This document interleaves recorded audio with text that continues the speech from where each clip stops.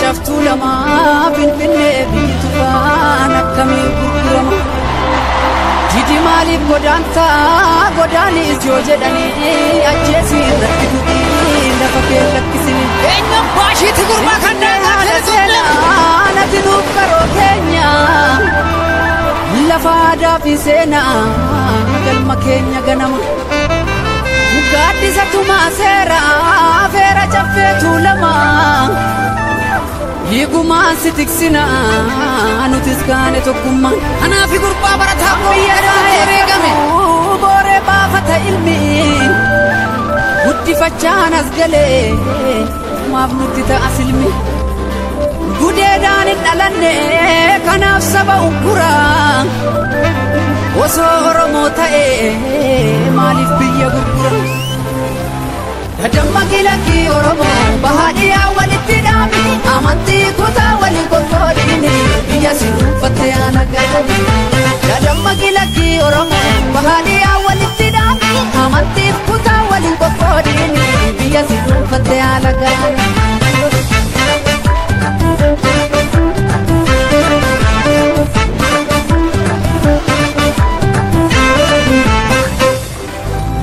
Oromiyaa biyya koo meeqa siif himame dhiigaan siif jecha meeqa bahee dhabame. Seenaa guddaan daganne sirraa qaamna finfinnee kanaaf garaan keenya yoomuu kan sin daganne. Dachee seena qabeetti yaada gootota kumaa bara dheeraaf kabajaan jiraattee bara diinni si murgitu. Muddata araddoo maaf diinaan dhuunfatama. Kee guutoo wasarbiif kee qajeelaa dooyyoo badoo dachaas faatture akka dinjenne roorroof.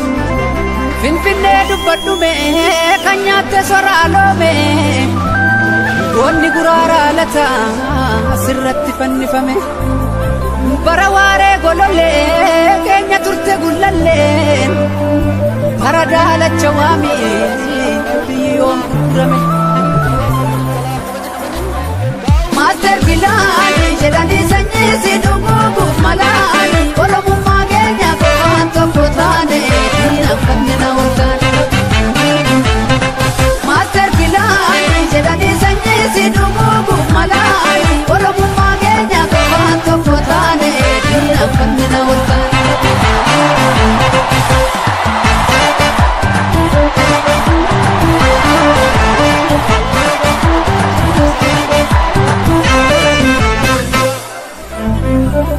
Dukasa bombi haleli bigemi ariya kuma kabu ubatin debiu yomu jajabe kalmata fi murata jaban abonni base botuma tubeka olol tuf gantuf abura sabasi undusuma ega mati bekti gade lafa dirri holu akka goonna jeese foon allaatti sooru. Akkas naa jedhe mati bekti gade lafa dirri holu akka goonna jeese foon allaatti sooru. Jedhu qalbiina kee faraallaa fi bee jaarraa tokkon caalu jabaadhu yaa waboota biyyaaf lolu karaa natti deemtu milkeessiif haa tolu. Beelaaf deebuun argiin ganamaa galgala ajjeesii soorata sagalgala.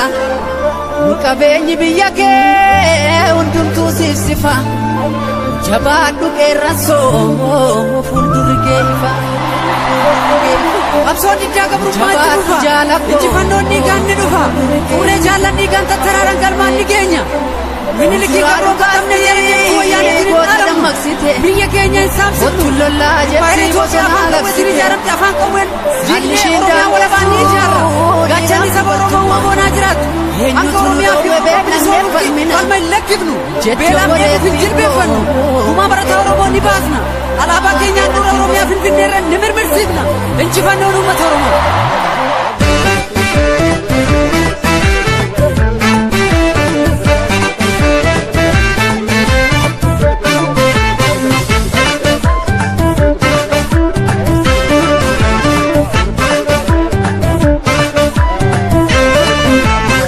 Simale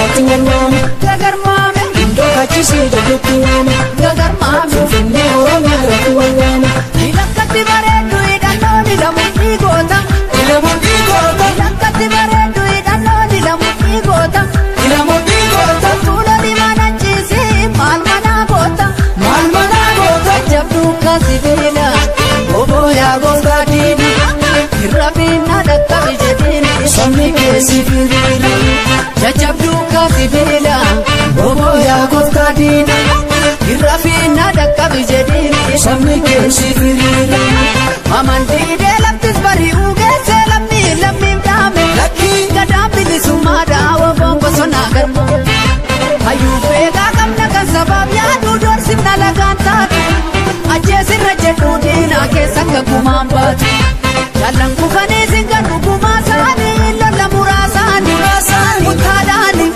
cibraadhaani sabniidhaani jabeeffadhu kilaashii keessi bu'ee bakka isaanii jabeeffadhu kilaashii keessi bu'ee bakka isaanii jabeeffadhu kilaashii keessi bu'ee bakka isaanii.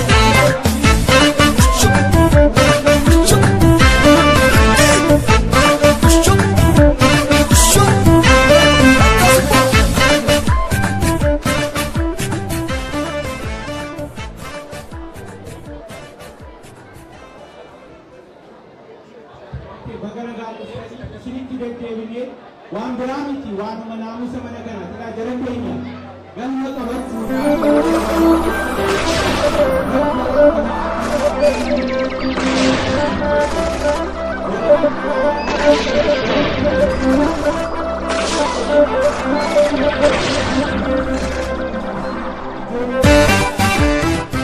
akka waan caccabne eegaa manni kun argaa jirtu mana akkamii akka ta'e amma sagantaa keenya waanuma akkasii irratti hundi keenya itti gaafatamummaa fudhannee waa'ee ofii qofaa miti amma warra dubarratti aartan asii dhuftanii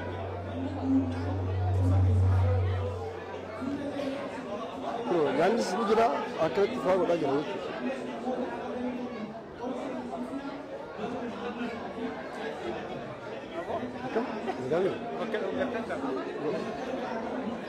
Kunoo hawaasni keenya uummanni keenya akkanatti bakka jiru bahee simatee kunoo jaalala kabaja goota qabsaa gameessa ofii akkana simatee hawaasni Oromoo biyya Jarman kanaaf hawaasonni Oromoo biyyoota Noorz Ameerikaa fa'aa jiran gaa hundi isaanii hundi keessan akka isaan bifa kanaan simattan abdii guddaa qabna jechuudha.